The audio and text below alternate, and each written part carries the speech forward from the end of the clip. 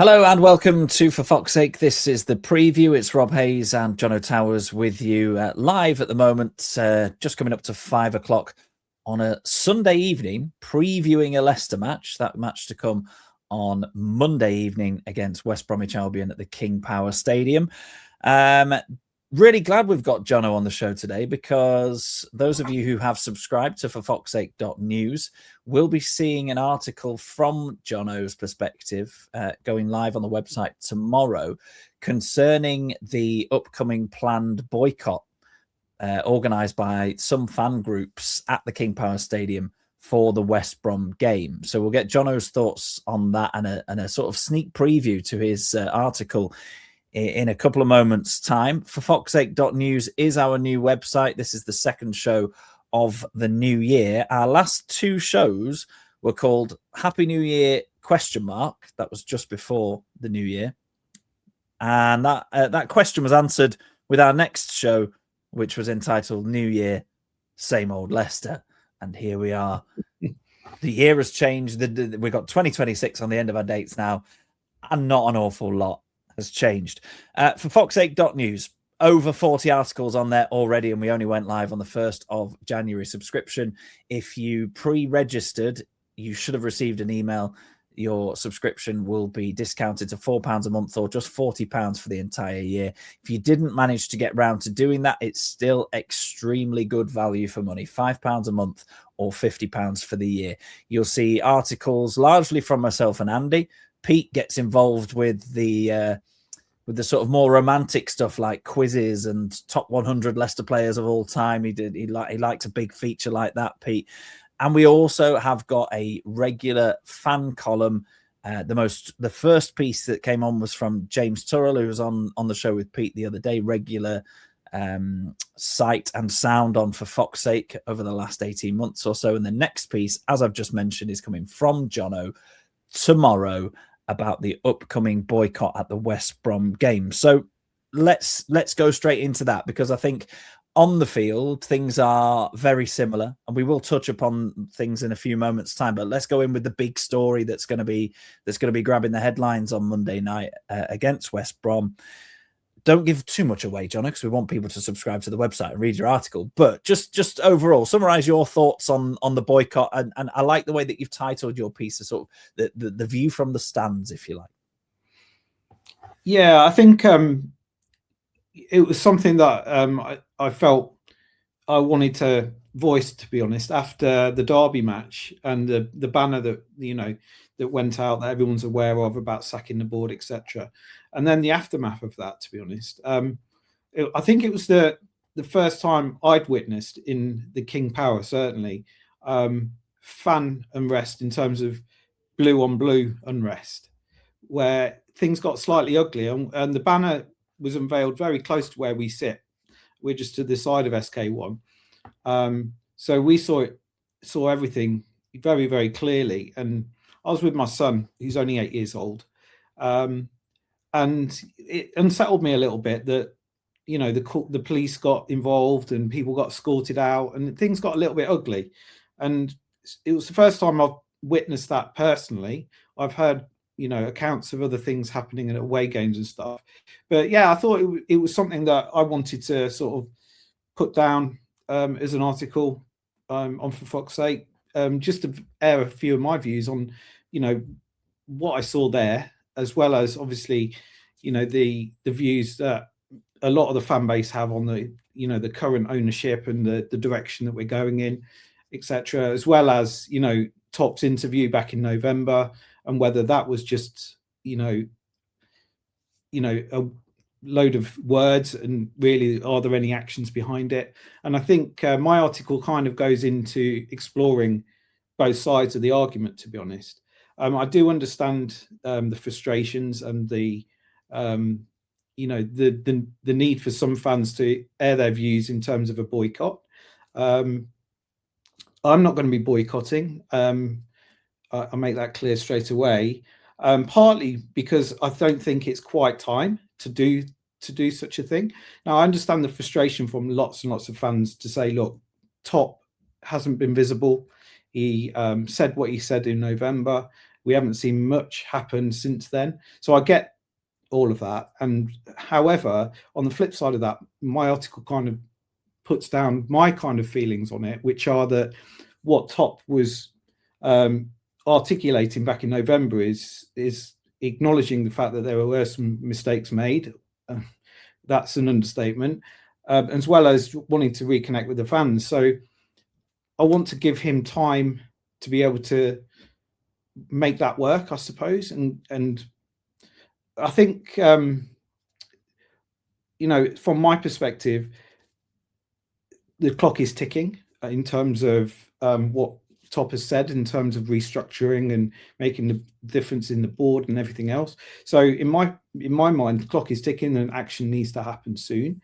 However, I think right now, I think it's a bit premature to be starting to ask questions about what's going on. I think a message from the board now would be helpful as an update, as a Happy New Year message from Top, so to speak, and say, look, things are moving on, and give us a kind of a broad update on things.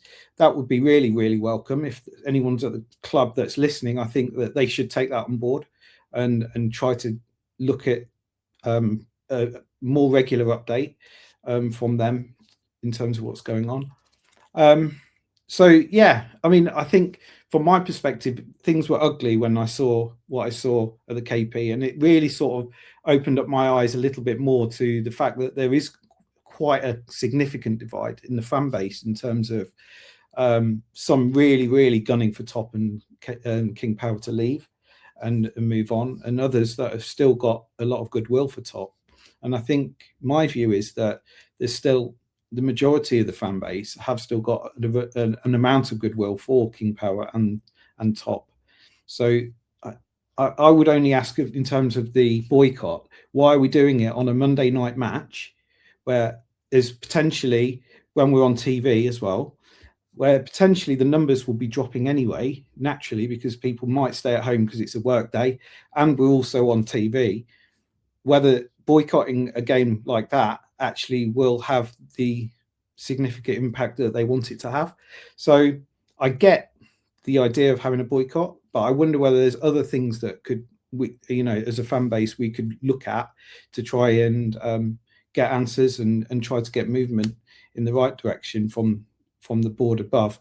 And one of these is to air views on platforms like this, I guess, and contact the club directly. I know that some fan bases have done that, but yeah, I just feel like it's maybe a little bit early for the boycott, in my view. Yeah, it does seem quite an extreme step, and what we're interested in here at For Fox's Sake is gathering the opinions of lots of different people, so that you've just heard Jono's opinion, and you'll read that in his article on forfoxsake.news tomorrow. If you are watching live, please feel free to comment your thoughts right now on the boycott tomorrow evening and the wider sort of situation around fan unrest. I mean, we will bring it round in a few minutes' time. This is a preview show. We'll bring it round to how it might impact things on the field against West Bromwich Albion.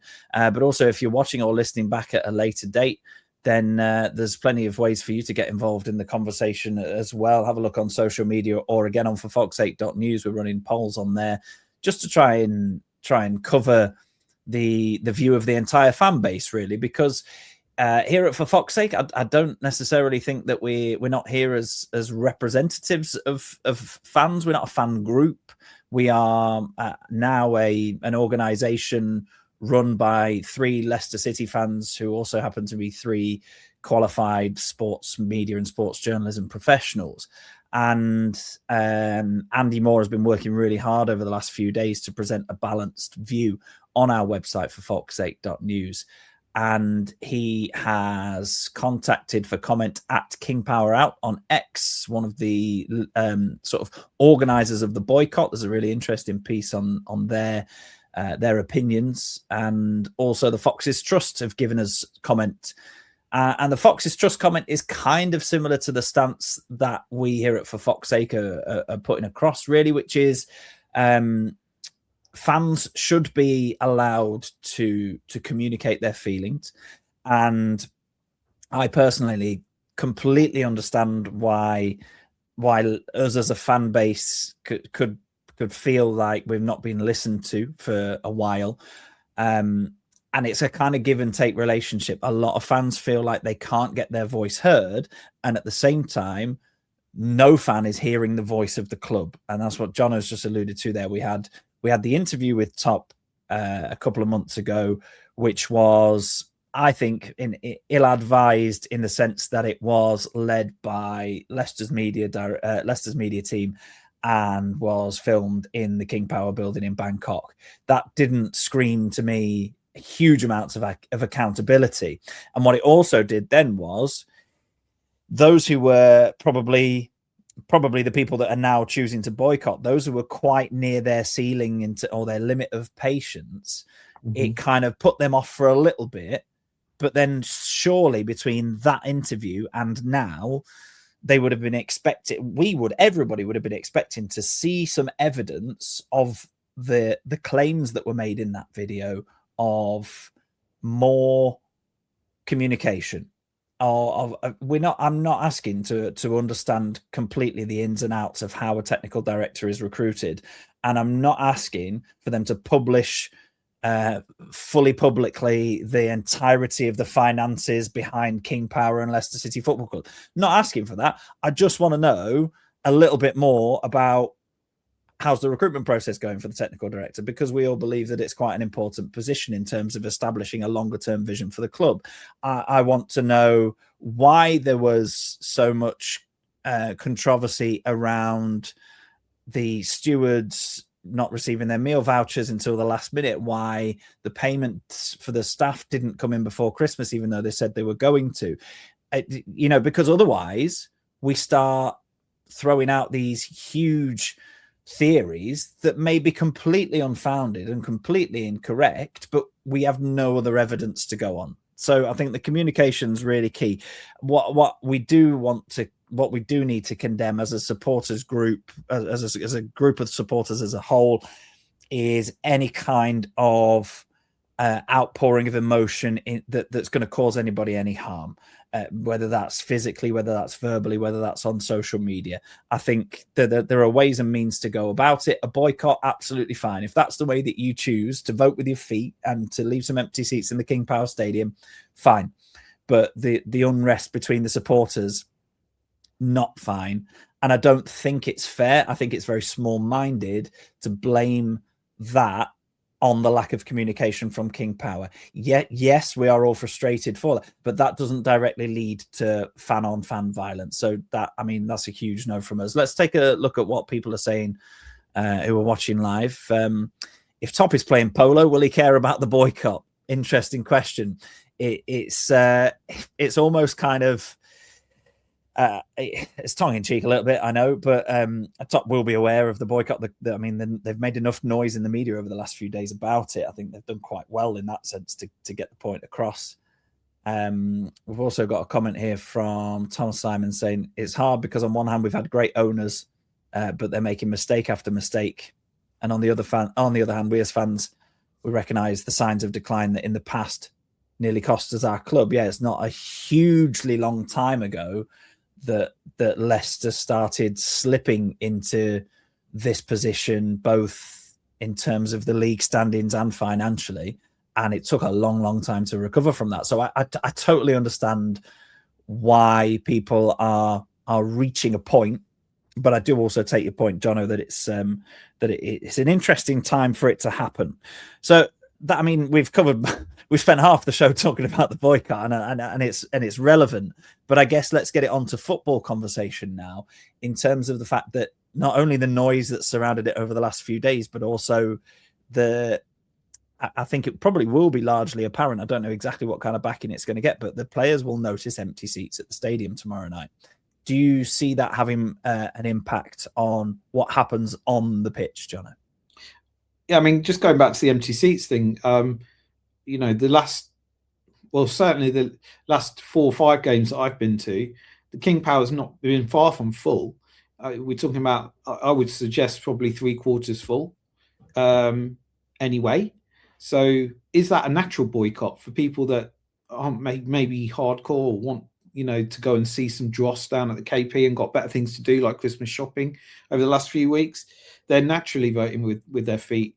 It wasn't long ago we were 3-0 down at Sheffield United at home, and we walked at half time. Me and my son, it was a dreadful day, freezing cold, and he just had enough. He got soaked on the way to the stadium. He was freezing, and he said, "Daddy, I want to go home."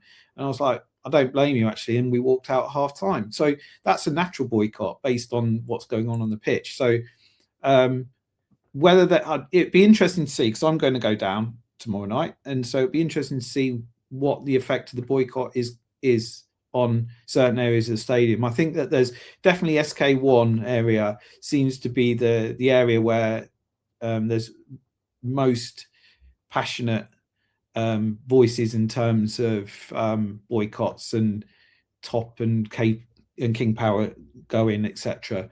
So it'd be interesting to see really firsthand what the boycott has on the effect of the stadium and the atmosphere, etc. But yeah, I don't know whether it will have an effect. I don't know. It's difficult, isn't it? Because I think that part of the reason that we were able to beat Derby in the last home game was the fact that the atmosphere was significantly better. I'm not saying it was back to the sort of glory days, heyday of the King Power Stadium, not by a long stretch. And I'm not saying it was the only factor that kind of got the players over the line, but it was a positive atmosphere. Yes, it was against Derby, and yes, it was off the back of players that were visibly trying a lot harder than they seem to have been in recent weeks. So I think the argument there is that the atmosphere at the King Power Stadium, when positive, can lift the players to drive a little bit more, to work a little bit harder, to enjoy the feeling of being cheered by their fans for a tackle or for a good pass, or for collectively for a team performance. Even though the performance against Derby wasn't amazing, and Derby aren't very good, and that's factually accurate as well, in my opinion. So we weren't sitting there going, "Oh, well, Leicester are the best team in the world," but they just put a bit of grit into it, and the fans saw that and then helped with that. So I think from that point of view, for the players to then feel like the fans are walking out, and I know the fans aren't walking out on the players, the fans are walking out on the way that the club is being run, and I know those two things are very, very different. Another comment coming in. Yeah, please do keep them coming in. Dovkovsky, a regular viewer live for Fox's sake. Good to have you with us this evening. The board have allowed the fans to influence club decisions in the past to the detriment of the club. The fans and the board have lost all respect for each other. And yeah, but I mean, it's kind of like, we were hoping that could be rebuilt, and we were hoping that interview with Top was the beginning of that rebuild. But we could debate this all day, all night, and forevermore. I think the jury is very much out on that. Yeah, I want to give him the benefit of the doubt that what Top said about a restructure and putting things right, I want to give him the benefit of the doubt and a little bit of time to get that right. Restructuring a football club you can't do it in 2 or 3 weeks. It's just a month or two. It's going to take until the end of the season. I think there's 2 natural places that we can check in terms of fans. The end of January, has any movement happened? Have we made any good decisions in terms of improving the playing squad for a push up the table? If we haven't, then that's first one. Second one is at the end of the season, I would have expected, having heard what Top has said, to have movement and things in place at the board level. So I think towards the end of the season, if nothing's happening, we're still floundering around, I think I will be in the camp of calling Top out and calling out the board as well, because clearly at that point what he said back in November wasn't what we were hoping, which is a restructure in a new direction. So Yeah, we need something to cling on to, don't we? And Thomas has come back on and said the answer is get rid of players that are stealing a wage and sign a striker and 2 defenders. Now, I think you're right. A strong January transfer window, or at least one that gets rid of a couple of those and brings in a couple of players that we can at least start to get excited about, or that will add real quality to the squad, would go a little way. We're asking for kind of little and often here. No, I don't. I think you're absolutely right. Anybody that thought that a restructuring of a football club would happen in a couple of weeks or a couple of months is very naive. But just give us as fans some little bits to cling on to, or if something's in the pipeline, just like you said, buried inside a Happy New Year message, just put in, oh yeah, we're continuing to work hard behind the scenes. We've held interviews for the technical director role, and it's taking a little bit of time because we want to get the right person in. Just anything like that, just to give us something to cling on to, would really, really help. Let's get back onto the pitch because we're literally 10 minutes from the end of the show. Couple of questions in terms of the lineup for us to talk about. My first one, and it's quite a regular one on the preview. Who starts up front? Because Daka's back from international duty with Zambia. Somehow he got on the bench on New Year's Day, despite only being knocked out a few hours before. He's got 1 goal in pretty much a year for Leicester, and 1 goal in virtually 2 years for Zambia. So he's back. Get in. Carranza has obviously gone back to Feyenoord with a view to moving to Mexico. Less said on that loan deal, the better. I think we'll just leave that one there. And then you've got Jordan Ayew, and then you've got Silko Thomas, who started up front against Sheffield United. So who starts up front for you, Jono, and why? Well, I think Ayew probably. Based on what I've seen, certainly in the last game, I don't think it really worked with Thomas up front. I think, I'm not quite sure. Well, it certainly wasn't the right decision. Whether it was a message to the board that Marty had done that by putting him in, I don't know. But there's talk of Antonio, and I think that there's a lot of that going around. You would hope that why can't you, he's been training with them for number of weeks. Why can't he have the contract lined up and ready to sign 1st of January or whatever on the, maybe he's holding out for other offers. I don't know, but you would have thought that if he's training with us, happy to sign, get it done and get him in the team. But as usual, we're floundering around a little bit and faffing around, but that's me talking on the 4th of Jan. So maybe it's me being a little bit impatient, but Ayew for me starts up front. Back to how we were against Derby, I think. Yeah, it's the squad's very thin on the ground in pretty much every area, so it ultimately picks itself aside from 1 or 2 youngsters here and there. I mean, I wouldn't be averse to starting Daka. I know he doesn't necessarily bring goals, but what I liked about Leicester's performance against Derby was the willingness to go a little bit longer and a little bit more direct where appropriate. And I'm not saying get those up towards Daka's feet or up to his head, because he's absolutely useless in that regard. But West Brom are on an awful run of form away from home. They're further down the table than us as well. I just think if you play Daka, and I'd take a bigger risk than that, and I'd play Monger and Thomas either side of him as well, and I'd just go pure pace. And I'd say, look, pace scares defenders. It always has done. It's always been, I say always, not necessarily at the moment, but historically, a front line with pace has caused damage. Nowadays, you want in like highly technical players. You want in forwards that can drop into pockets of space. All of these tactics, and the kind of, it's a little bit old-fashioned almost to rely on raw pace and a bit of trickery. But I think if you play Thomas down the right, you play Monger down the left, and you play Daka through the middle, and you actually give them something to chase every now and again, that eventually something's going to happen, and something more interesting and something more productive is going to happen than trying to continually play through the lines and see Abdul Fatawu shooting from 50-odd yards out. The goals that we scored against Derby, Fatawu got on the outside, got to the byline, doesn't get the opportunity to do that enough for me. and then Thomas Ball, long ball forward that Jordan James got on the end of with determination, with pace, with power, great finish. You know, we put those players into those situations a bit more often, and more things will happen. So that's what I'd go with. I would also be tempted to bring Page in as well. I'm not saying like start every single youngster that we possibly possess, but I think Page has looked really good in the last couple of games. Let's have a quick look at West Brom. I mentioned there that they're on their worst away run of form since 1950. Do you know what I hate it when people say things like that, because you know it's going to end, don't you? Typical Leicester thing to do would be to allow them to win 3-0 after being on a shocking run of form. It's a very, very typical Leicester thing to do. Yeah. So they've lost 9 away games in a row, Jono. They're not going to reach 10 because they're playing Leicester.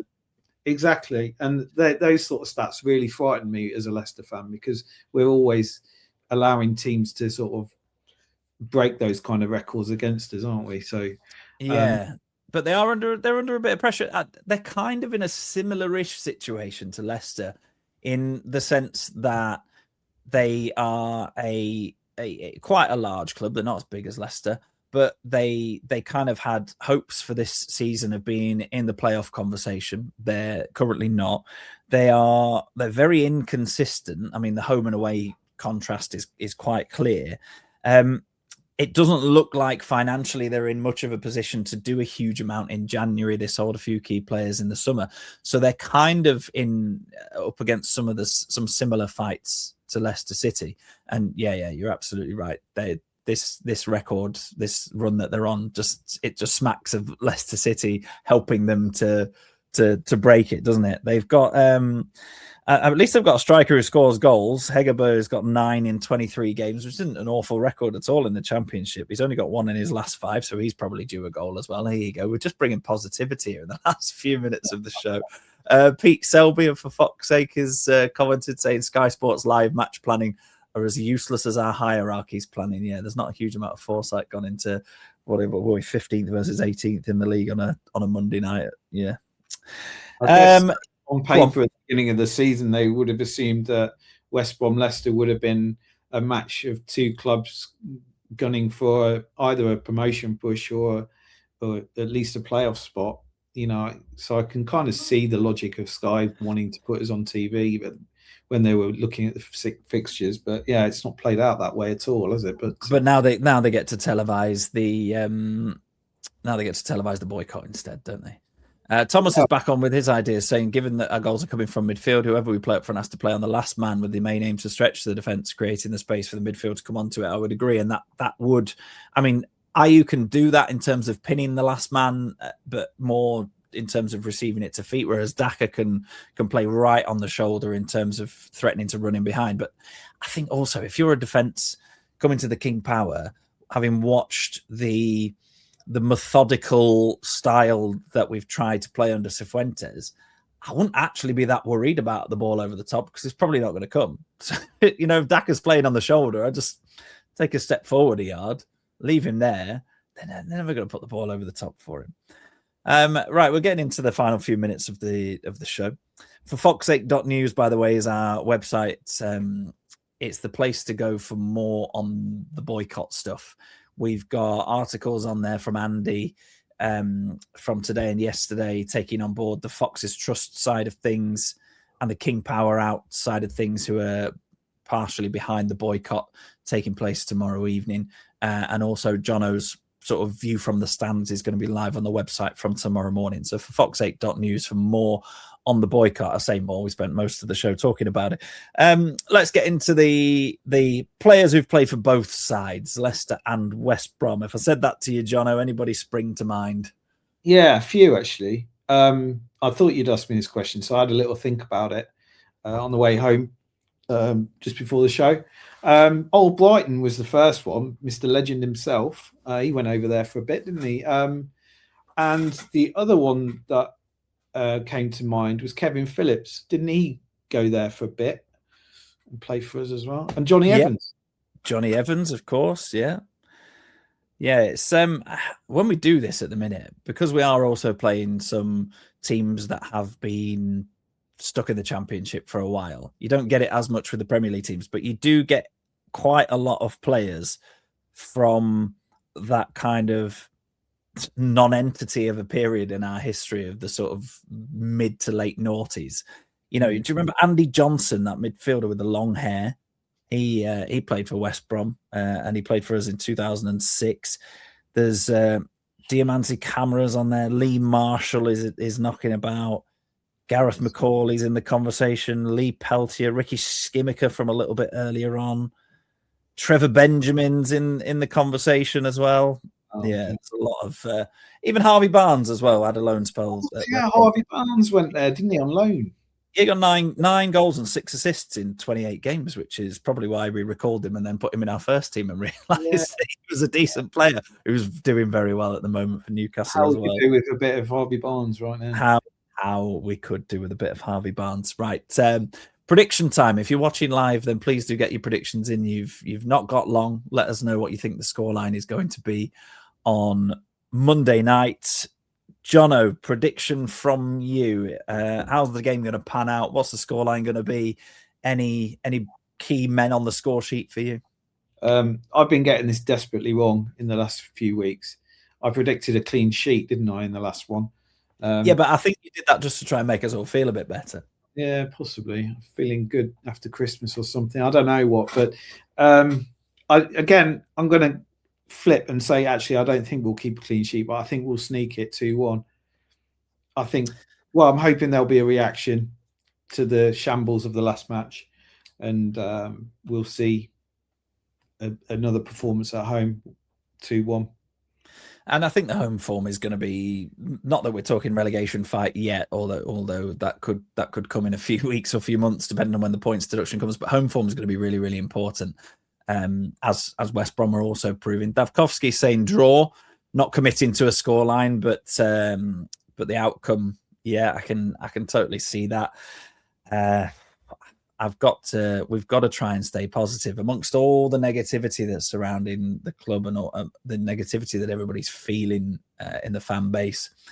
I'm going to go the same as you, Jono. I'm going to probably also go for a 2-1. So let's make it, for fuck's sake's, official prediction that's we're aligned on a 2-1. I wanted to go something like 3-2, but I don't see where we get 3 goals from, to be perfectly honest with you. I see us shipping 2. Yeah, one prediction I can make with some certainty is that it won't be pretty. It'll be quite an ugly affair, I'm sure. But yeah. So, well, you enjoy it because you're going down. You're not joining in the boycott. You will be there. I look forward to finding out what the atmosphere is like. I'm missing out on watching it either live or on TV because my 5-a-side league starts back up tomorrow night, and that, I tell you what, that might be uglier than Leicester versus West Brom at the King Power, because there's a lot of Christmas weight piled on. We haven't played for about 4 or 5 weeks. It's going to be far from fast paced. So, but I will catch up via every medium possible. Right, that's us. That's us kind of previewing the West Brom game with most of the conversation around the boycott. Very interesting to see what happens tomorrow. One more time, I'll point you in the direction of our website, for foxsake.news. Loads on there around the boycott, balanced from the organisers of the boycott, the Foxes Trust point of view. Andy from For Fox's Sake's dropped his opinion in there. Jono, who you've seen and heard on the show tonight, his fan piece is going on tomorrow morning. So for foxsake.news for pretty much all you need to know about the boycott, really. Ultimately, it is a game of football, and hopefully, Jono, that our prediction comes true and Leicester beat West Bromwich Albion 2-1.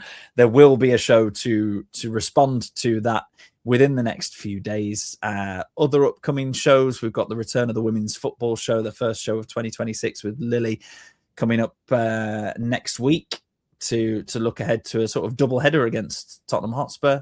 There's a league game and a cup game coming up there. And, it might be a more positive show than listening to us talking about the men's team. So do give that a watch and a listen as well.